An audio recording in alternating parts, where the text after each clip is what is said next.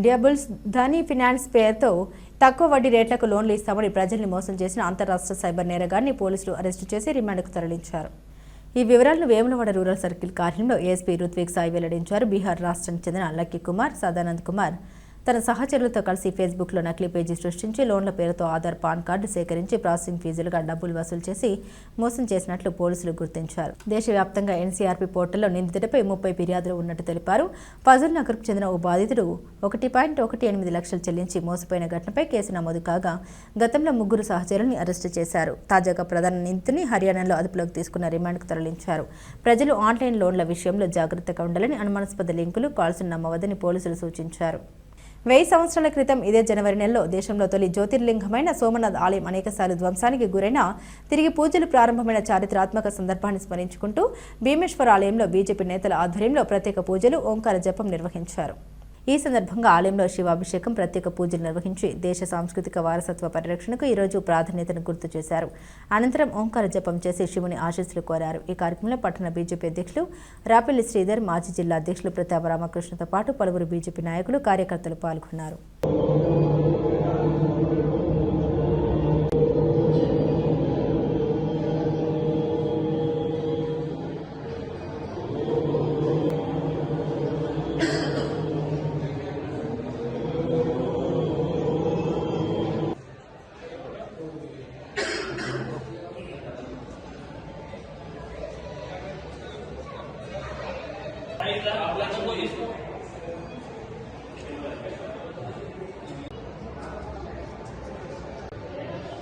जय श्री राम, जय श्री राम, जय श्री राम, जय श्री राम। ओम नमः शिवाय, ओम नमः शिवाय, ओम नमः शिवाय। संस्कृत की सनातन धर्म की प्रतीक सोमनाथ देवालय मोहम्मद गजनी, अल्लाउद्दीन खिल्जी, औरंगजेबुల అనేక మంది దండయాత్రలు ఆ దేవాలయం జరిగినా కూడా ఈ రోజు దాదాపు 1000 సంవత్సరాలు పూర్తవుతుంది. మరి సనాతన ధర్మానికి ప్రతీకగా భారత వారసత్వాన్ని, సాంప్రదాయాన్ని, సంస్కృతిని పునరుద్ధరణ చేసే దిశగా నరేంద్ర మోదీ గారి ప్రయత్నం అడుగులు ఏవైతున్నాయో అవన్నీ మనం చూస్తూ ఉన్నాం. ఈ రోజు వారు ప్రత్యేక పూజలు అక్కడ సోమనాథ్ దేవుడికి అక్కడ అభిషేకం చేసి ప్రత్యేక పూజలు నిర్వహిస్తూ ఉంటారు. మరి సెక్యులర్ పార్టీల పేరు మీద ఈ దేవాలయం మీద జరిగే దాడులు ఏదైతున్నదో మనందరం కూడా ఏకమిగిన హిందువులందరూ కూడా ఖండించాలి.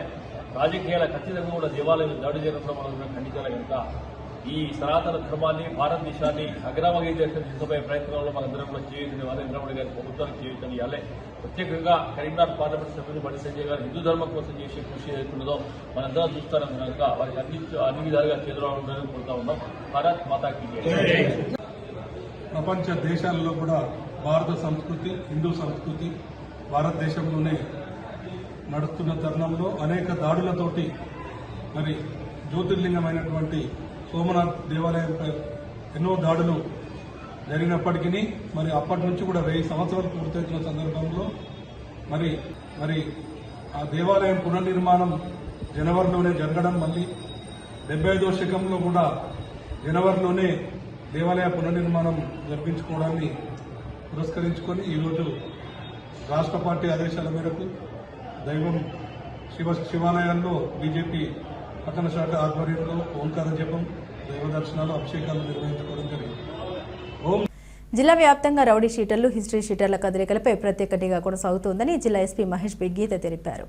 శుక్రవారం రాత్రి అన్ని పోలీస్ స్టేషన్ పరిధిలో ఆకస్మిక తనిఖీలు నిర్వహించి నేర ప్రవృత్తి కలిగిన వారి కార్యకలాపాలపై ఆరా తీసి కౌన్సిలింగ్ నిర్వహించారు.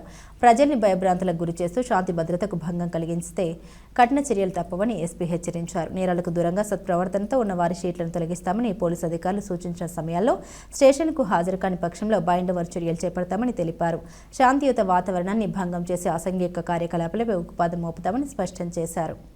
వేములవాడ పట్టణంలో అర్హులైన 40 మంది లబ్ధిదారులకు 14 లక్షల రూపాయల విలువైన ముఖ్యమంత్రి సహాయ నిధి చెక్కులను ప్రభుత్వ విప్ వేములవాడ ఎమ్మెల్యే ఆది శ్రీనివాస్ ఎమ్మెల్యే క్యాంపు కార్యాలయంలో పంపిణీ చేశారు. ఈ సందర్భంగా ఆయన మాట్లాడుతూ పేద ప్రజల సంక్షేమానికి కాంగ్రెస్ ప్రభుత్వం అత్యంత ప్రాధాన్యత ఇస్తుందని తెలిపారు. మన ప్రాంతంలో వివిధ ఆరోగ్య సమస్యలతో చికిత్స పొందిన వారికి ముఖ్యమంత్రి సహాయ నిధి ఎల్ఓసీల ద్వారా ఇప్పటి వరకు 20 కోట్లకు పైగా మంజూరు చేసినట్టు తెలిపారు.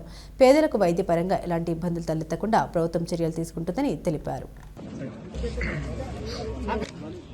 సుధాకర్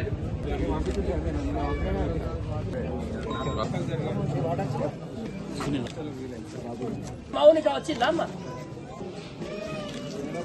మౌనిక పసుల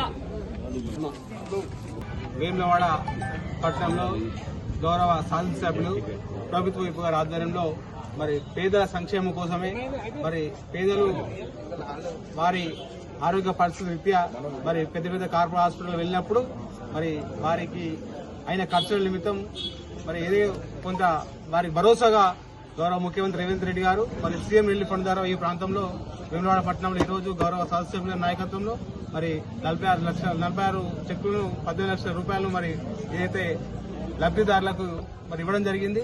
మరి రానున్న రోజుల్లో కూడా ఏ ఒక్క పేద బడుగు బలహీన వర్గాల ప్రజలకు మరి ఆరోగ్యం కానీ మరి ఇతరత్ర ఎలాంటి సమస్య వచ్చినప్పుడు గౌరవ శాసనసభ్యులు గారు ముందుండి వారికి సంక్షేమం కోసం కానీ వారి యొక్క ఆరోగ్య పరిస్థితి కానీ చేయడం జరుగుతుంది. అదేవిధంగా ఏదైనా వారికి కార్పొరేట్ హాస్పిటల్లో కూడా మరి వైద్యం కోసం ఎల్ఓసీలు కూడా లక్షల కోట్లాది రూపాయలు కూడా తీసుకొచ్చి మరి చాలా ప్రాణాలను కూడా వారు కాపాడిన సందర్భం. మరి ఇట్లాంటి నాయకుడిని మనం రాబోయే రోజుల్లో ఇంకా మనం ముందుకి మరి అడుగుజాడలు నడుచుకుంటూ ముందుకు తీసుకోవాలని కోరుకుంటూ మరి రాబోయే ఏదైనా ఏ ఎలక్షన్ అయినా కూడా మరి కాంగ్రెస్ పార్టీకి మీరందరూ పట్టం కట్టాలని తెలియజేసుకోండి. ఈ కార్యక్రమంలో పాల్పంచుకున్నటువంటి కాంగ్రెస్ పార్టీ పట్టణ అధ్యక్షులు, అదేవిధంగా మార్కెట్ కమిటీ చైర్మన్ గారు, వైస్ చైర్మన్ గారు, మాజీ కౌన్సిలర్లు, మరి సీనియర్ నాయకులందరికీ పేరు పేరు ధన్యవాదాలు.